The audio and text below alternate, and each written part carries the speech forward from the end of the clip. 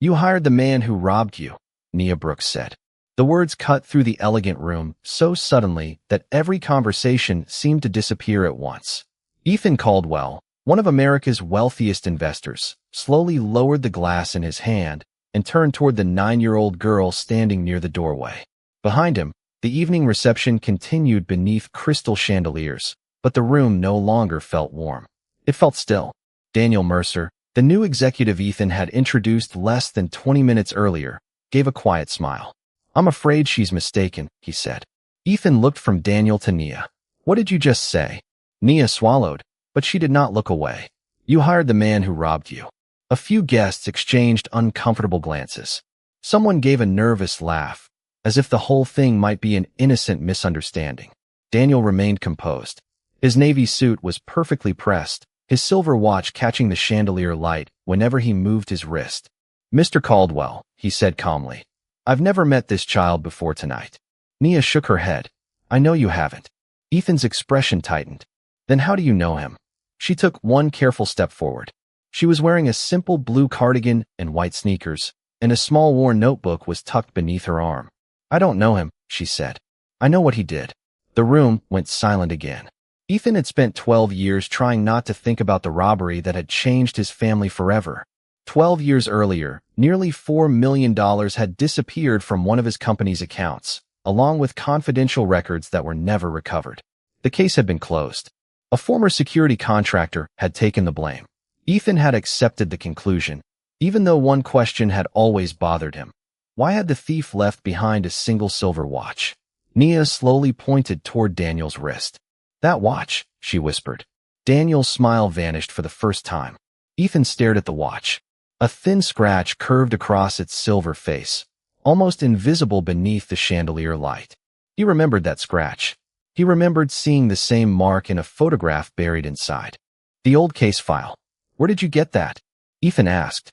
Daniel glanced down at his wrist. "It was a gift." Nia shook her head. "It was there that night." Ethan's breathing slowed. The guests were no longer watching the billionaire.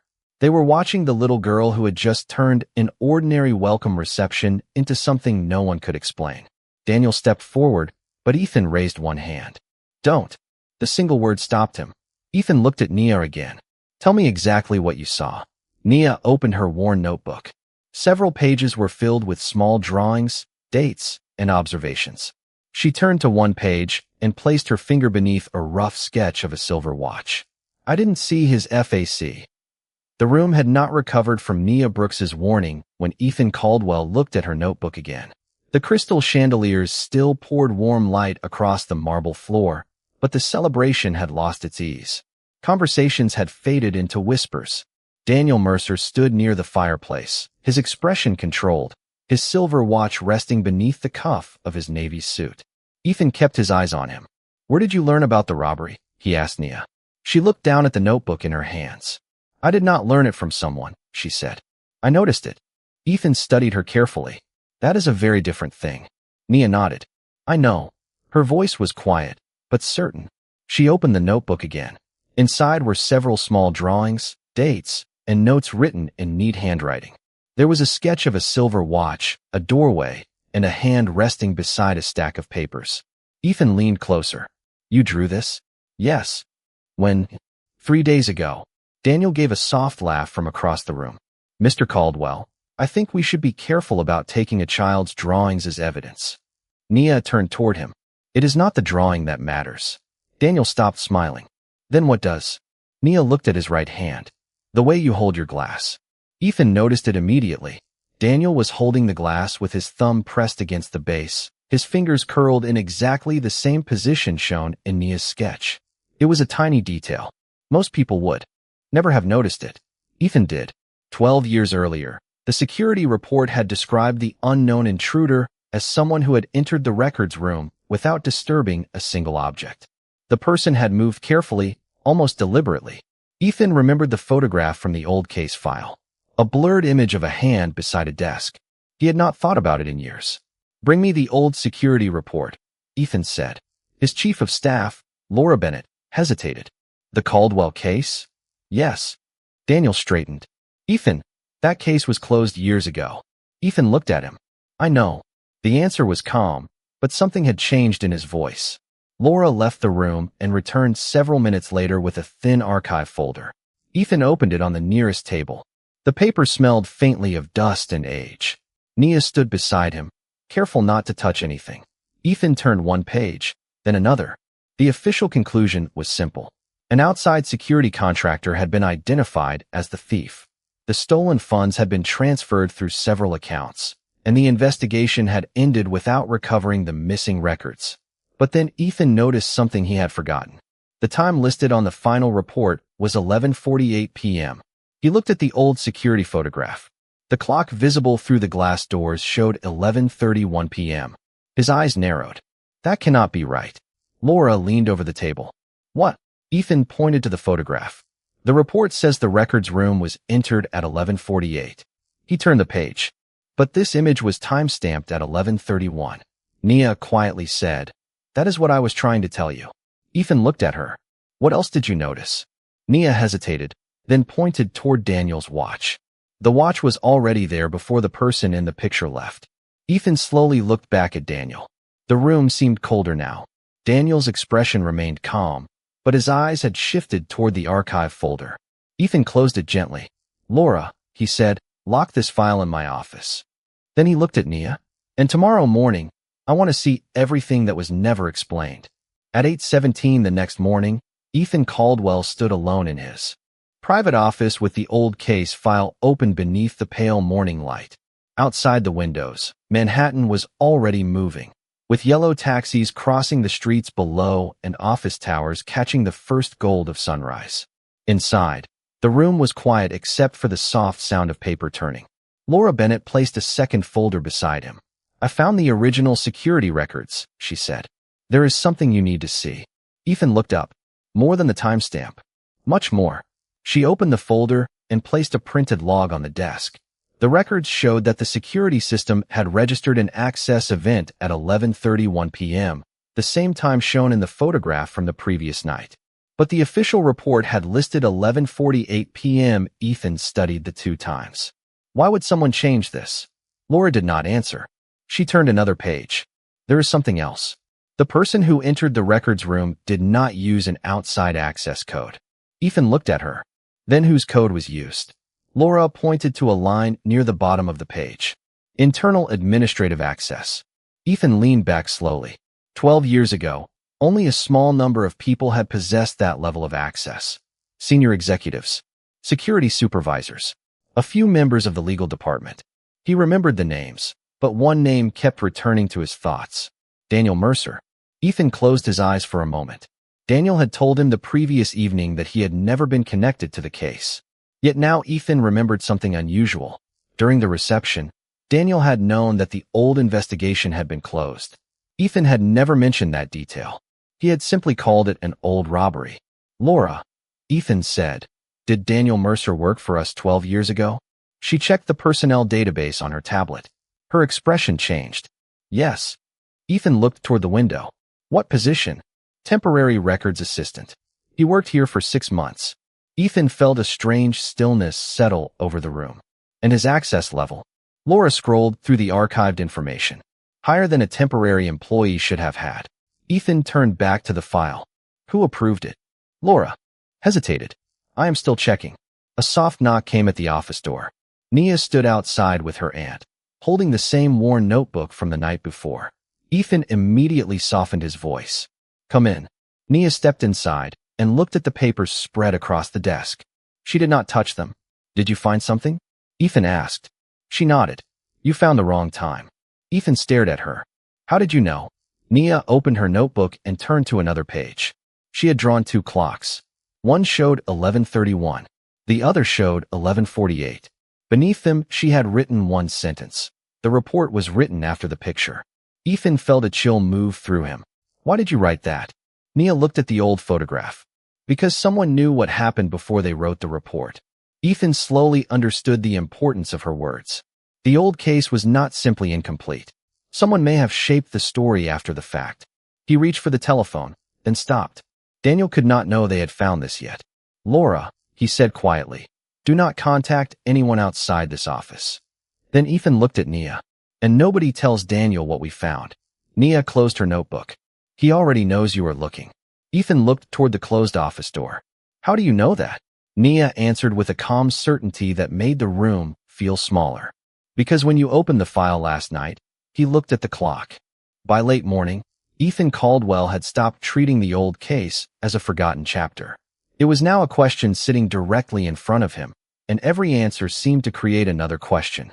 Laura Bennett had spent the last hour searching through archived personnel records while Ethan compared the original security photographs with the access logs.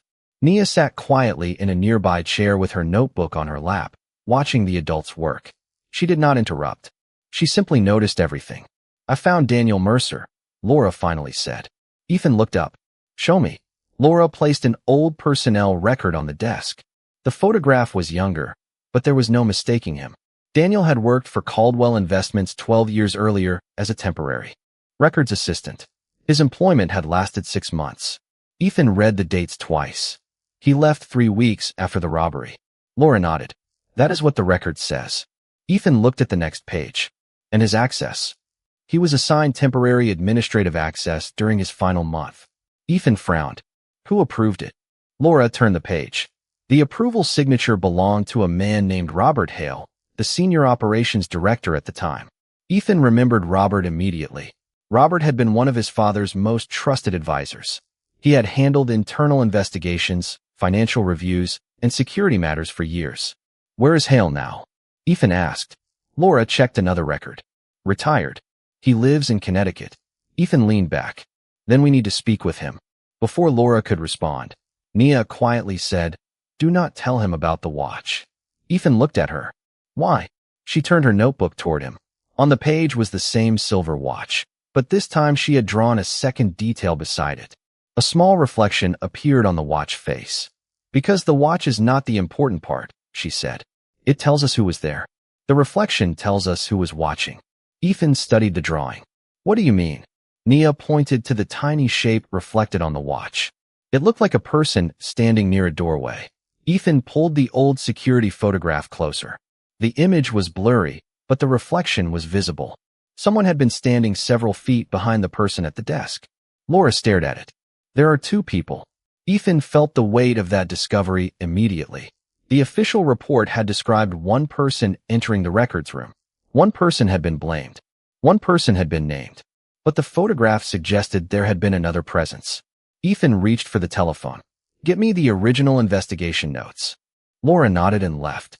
Daniel suddenly appeared at the open office door. Everything all right? Ethan looked up. Daniel's expression was relaxed, almost friendly. Just reviewing some old records, Ethan said. Daniel glanced toward the folders. His eyes moved briefly toward the photograph. Then he looked back at Ethan. Some things are better left in the past. Nia watched him carefully. Daniel smiled at her. You agree, do you not? Nia shook her head. Not if the past was written wrong. Daniel's smile faded. Ethan said nothing. Laura returned with another folder and placed it on the desk.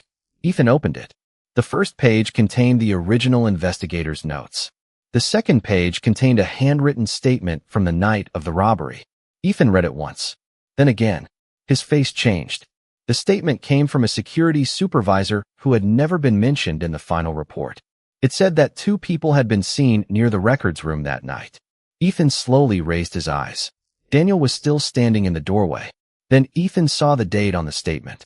It had been written 1 day before the official report was completed. Someone had known the truth before the final story was created. By noon, Ethan Caldwell had one fact he could no longer ignore. The official story had left someone out. The old statement from the security supervisor sat open on his desk, its faded ink revealing that 2 people had been seen near the records room 12 years earlier. Yet the final report named only 1. Ethan looked at Laura Bennett. Find out who wrote this statement. Laura turned the page carefully. It was written by Thomas Reed, the night security supervisor. Ethan remembered the name. Thomas had retired shortly after the investigation. And why was his statement missing from the final report? Laura shook her head. I do not know yet. Nia sat quietly across the room, her worn notebook resting beside her. She looked at the photograph again. There is something else, she said. Ethan turned toward her. What? Nia pointed to the reflection on the silver watch. The second person was not standing near the door. Ethan leaned closer. Where was he? Behind the camera. Laura frowned. That does not make sense. Nia shook her head. It does if the picture was taken by someone else. Ethan stared at the photograph. The thought had not occurred to him. The official security image had always been treated as a simple record, but if someone had taken it manually, then the person behind the camera could have been part of the story too. Laura quickly searched the archived equipment logs. After several minutes, she looked up. The camera system was under maintenance that night. Ethan's eyes narrowed. So who took the photograph? Laura found the answer in an old maintenance note. A temporary technician named Daniel Mercer. The room went completely quiet. Ethan slowly closed his eyes. Daniel had not simply worked in the building that night. He had handled the security equipment. He could have known exactly where the cameras were positioned and exactly what the system recorded. But another question remained. If Daniel took the photograph, Ethan said, who was the second person? Laura continued searching. Then she stopped. There was another temporary employee on duty that night. Ethan waited. Who? Laura turned the screen toward him. The name was Samuel Grant. Ethan did not recognize it. Nia looked at the name and then at the photograph. That is not the person I remember. Ethan studied her. You remember someone else? Nia nodded. The person in the reflection was older. Laura looked surprised. You were not even born when this happened. Nia lowered her eyes. I saw the picture yesterday. Ethan realized what she meant. She had not witnessed the robbery 12 years ago. She had studied the evidence. Her warning had come from details hidden inside old records, not from a personal memory.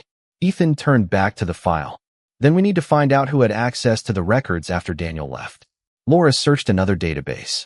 A minute later, she found an archived payment record. There was a consulting payment made 3 weeks after the robbery. Ethan looked at the amount. $25,000. The recipient was Robert Hale, the former operations director. Ethan felt the pieces begin to connect. Daniel had access. Robert had authority. The official report had been changed. A witness statement had disappeared. And someone had been paid after the case was supposedly finished. Nia closed her notebook. You said the case was closed, she reminded him. Ethan looked at her. It was. She gave a small nod. Then why did someone keep paying for it? Ethan had no answer. He only knew one thing. Daniel could no longer be treated as the only suspect. There was someone else behind the old story, and that person had been powerful enough to make the truth disappear. The $25,000 payment changed everything. Ethan Caldwell stared at the archived record while the city moved quietly beyond his office windows. The payment had been made 3 weeks after the robbery, long after the investigation should have been winding down. The recipient was Robert Hale, the former operations director who had approved Daniel Mercer's unusual access. Ethan looked at Laura Bennett. Find the bank record. Laura nodded and began searching.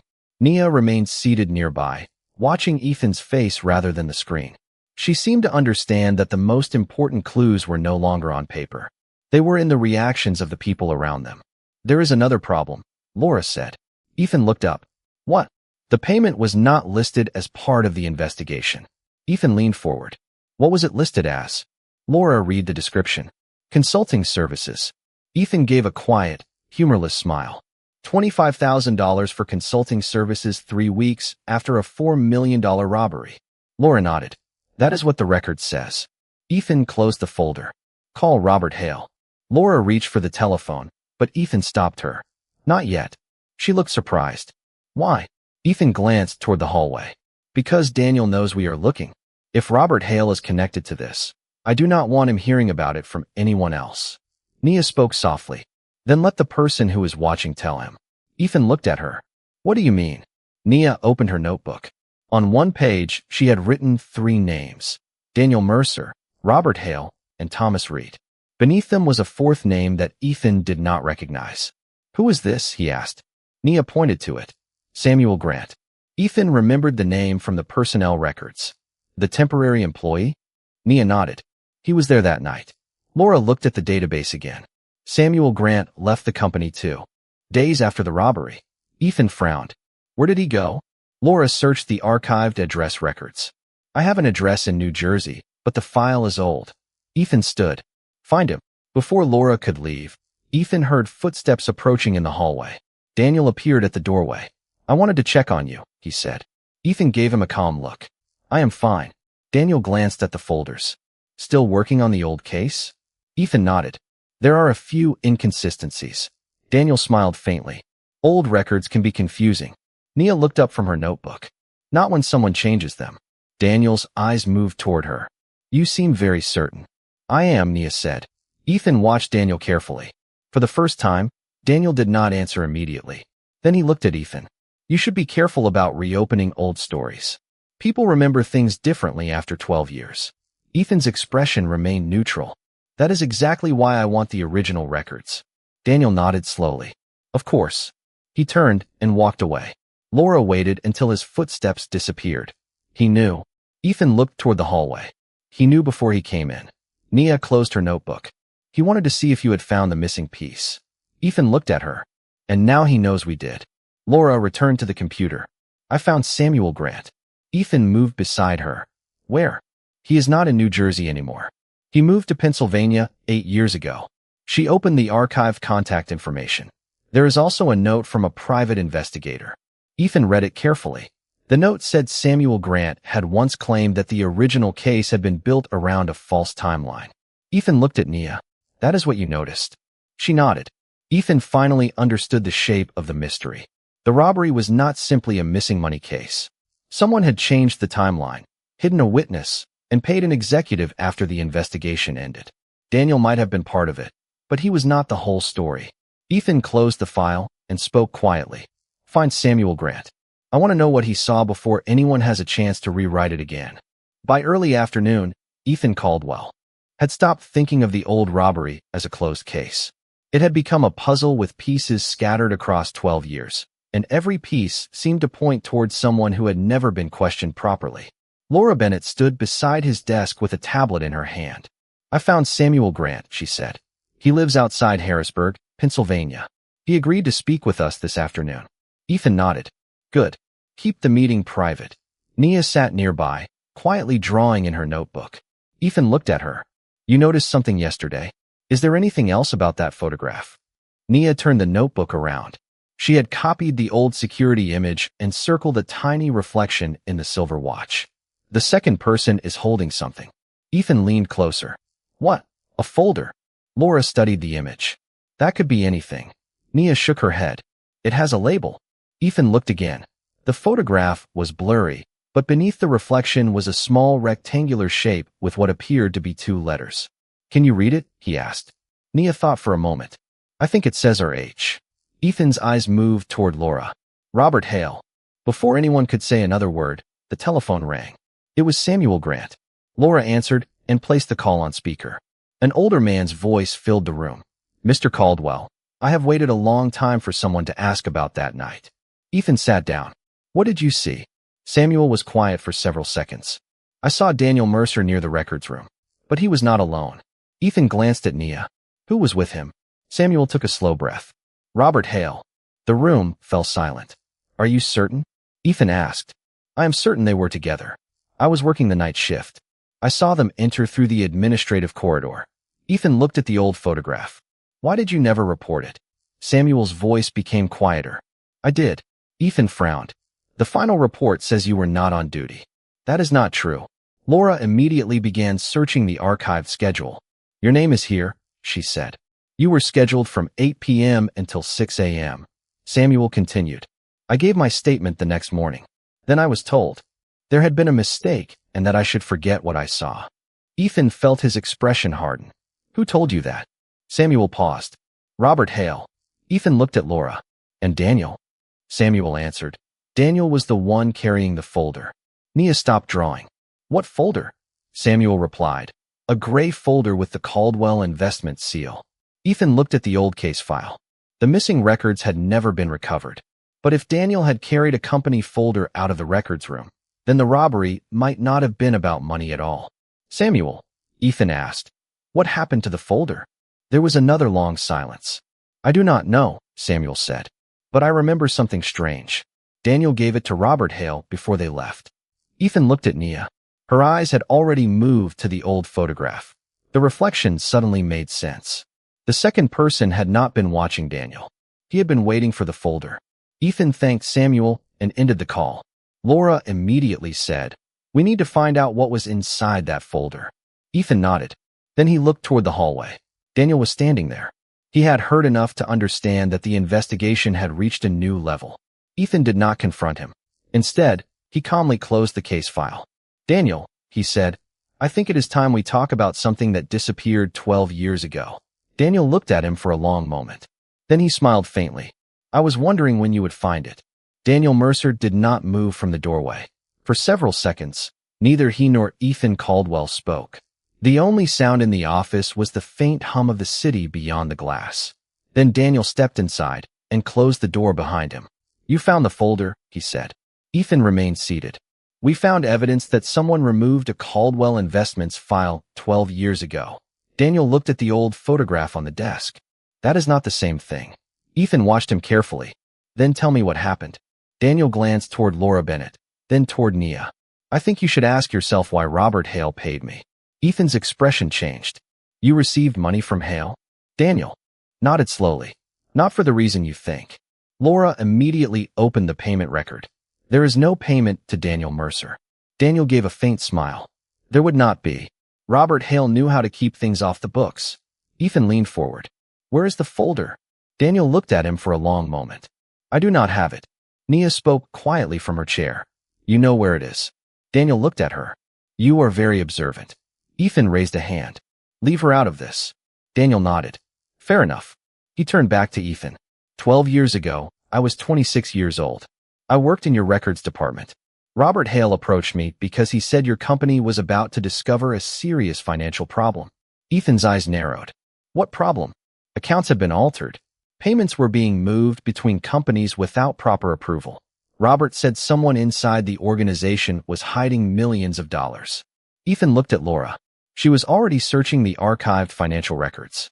Daniel continued. "I believed him. He told me he needed copies of certain documents to protect the company." Ethan asked, "And you believed that?" Daniel lowered his eyes. "I was young. He was one of the most powerful people in the company." Ethan's voice remained calm. "So you took the folder?" Daniel nodded. "I took it from the records room." Laura looked up sharply. "Then you were involved?" Daniel did not deny it. "Yes." Ethan waited. "But I did not steal the money." The room became still.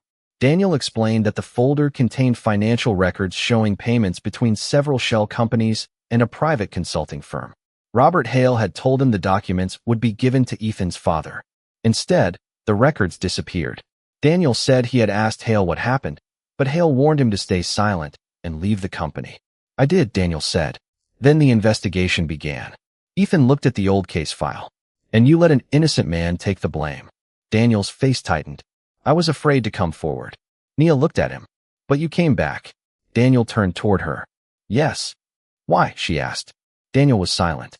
Then he said, "Because I found out the man who was blamed never did it." Ethan stood. "Who told you?" Daniel looked directly at him. "Robert Hale." Ethan froze. "He admitted it?" "Not exactly. He told me the case had been arranged before the investigation even started." Laura found another document in the archive. "Ethan," she said quietly, "I found the original financial audit." Ethan moved beside her. The audit showed that the missing money had not disappeared during the robbery. It had been transferred weeks earlier. The robbery had been staged to hide the financial trail. Ethan looked at Daniel. "Then the robbery was a cover." Daniel nodded. "And Robert Hale was protecting someone." Nia quietly asked who. Daniel looked toward the old photograph. "That is the part one never knew." Ethan stared at the documents. The case had just changed completely. They were no longer searching for the person who took the money. They were searching for the person who had created the entire story. For several seconds, Ethan Caldwell simply stared at the original financial audit. The numbers on the page were more disturbing than any accusation because they revealed something far more deliberate. The missing $4 million had not vanished on the night of the robbery. The transfers had begun weeks earlier. Someone had created a trail, then used the robbery to make that trail disappear. Ethan looked at Laura Bennett. "Who authorized these transfers?" Laura searched the records. Most of the approvals came through Robert Hale's office. Ethan felt the room grow quiet. "And the company receiving the money?" Laura opened another document. "Cedar Ridge Consulting." Daniel Mercer immediately shook his head. That name was never mentioned in the investigation. Ethan turned toward him. Because it was probably the reason the investigation existed. Nia sat quietly with her notebook closed. She had been listening to every word. Ethan asked Laura to trace Cedar Ridge Consulting. Within minutes, she found the company registration. It had been created 18 months before the robbery. Its listed owner was a retired accountant named Martin Cole. But there was another document attached to the registration, a private authorization letter. Ethan read the signature and stopped. It belonged to his father. That cannot be right, he said. Laura looked at him. What is it? Ethan handed her the page. My father authorized Cedar Ridge. Daniel stepped closer. Then Robert Hale was not acting alone. Ethan shook his head. My father trusted Robert. Nia finally opened her notebook. Maybe that is why he could do it. Ethan looked at her. She pointed to the old photograph. The person behind the camera was waiting for the folder. The folder was about the money. But someone had to know where the money went before the robbery happened. Ethan understood. The person who created the financial trail had access to internal records before the supposed theft. Robert Hale had the authority. Daniel had access. But someone higher up had signed the original authorization. Ethan looked at his father's signature again. Then he noticed the date. The authorization had been signed 2 months before the first suspicious transfer. Laura, he said, find out who was listed as the beneficial owner of Cedar Ridge Consulting. She searched. Her eyes widened. Ethan, you are not going to like this. Who? Laura turned the screen toward him. The company was owned by a trust. The trustee was Robert Hale. Ethan slowly sat down. The entire structure had been designed to look like a legitimate consulting arrangement. The money had moved through the company. The records had been removed. And the robbery had given everyone a simple explanation. Daniel had been used as the person who could access the files. The security contractor had been blamed. Robert Hale had controlled the investigation. But there was still one missing piece. Where is Martin Cole? Ethan asked. Laura checked the records. He died 6 years ago. Ethan looked at Daniel. Then who can prove what happened? Daniel reached into his briefcase and removed a small envelope. I can. Ethan stared at it. Daniel placed the envelope on the desk. I kept one copy of the original document. Laura carefully opened it. Inside was a single page showing the first transfer into Cedar Ridge Consulting. At the bottom was a handwritten note from Robert Hale. It contained only 6 words. Keep this away from Caldwell. Ethan read the sentence twice. Then Nia quietly said, he was afraid you would find the truth. Ethan looked at her. He was right. For the first time, the billionaire understood what the little girl had really done. She had not solved the case for him. She had simply noticed the first crack in a story everyone else had accepted. Ethan closed the envelope and reached for the telephone. Call the authorities, he said. We are reopening the case.